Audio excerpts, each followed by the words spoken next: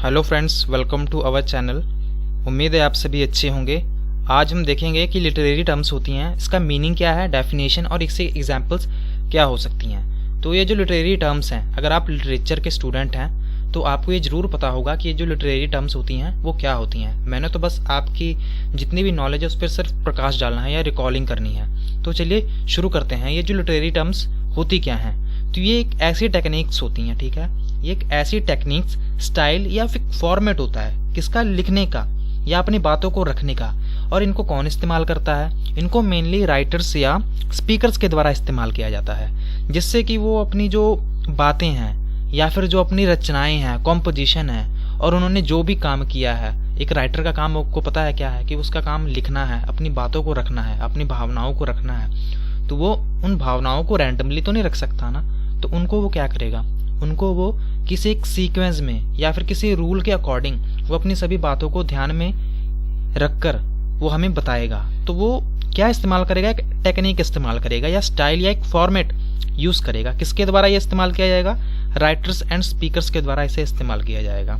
और उससे वो क्या करेगा, वो उससे अपनी बातों को या अपनी रचनाओं को अच्छे ढंग से अपने ऑडियंस या हम अपने रीडर के सामने प्रस्तुत कर पाए, जिससे कि उसने जो कुछ भी लिखा है उसको वह बड़े ही इफेक्टिव ढंग से लोगों के पास पहुंचा पाए। तो इसका जो इस्तेमाल है वो कॉमेडियन द्वारा भी किया जाता है। अगर आपने किसी कोई की कॉमेडी देखी हो, जैसे कि इंडिया में मेनली कपिल शर्मा की जो कॉमेडी शो है उसे बहुत देखा जाता है और पसंद किया जाता है, तो आपको क्या लगता है कि वो एट अ टाइम वो सब कुछ आपके सामने प्रस्तुत कर देते हैं? नहीं, ऐसा बिल्कुल नहीं है।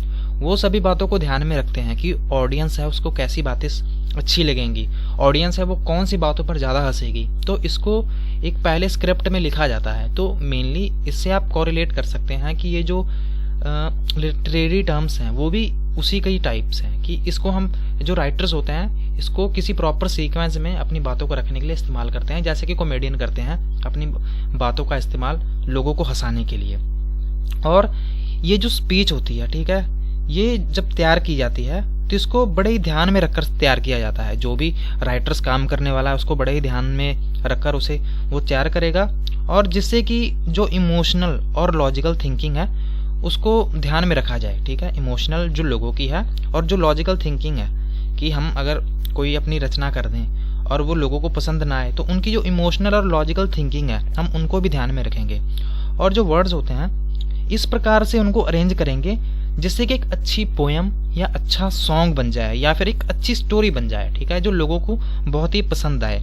और जो लिटरेरी टर्म्स होती हैं इसमें ये मेनली क्या करती हैं, ये मेनली राइटर्स और पोएट्स की मदद करती हैं, ठीक है, जिससे वो अपने अच्छे ढंग से तर्क को पेश कर पाएँ। जैसे कि अगर कोई समाज में बुराई चल रही है या फिर कोई पॉलिटिक्स है, जो राजनीति है, उसमें कोई बहुत ही बुराई चल रही है, तो वो क्या करेंगे, तो वो जो राइटर्स होंगे वो एक व्यंग्यात्मक तरीके से, ठीक है, जो एक सार्कास्टिक वे में वो अपनी बातों को रखेंगे, जिससे लोगों को पता लगे कि हाँ ये सच्चाई है।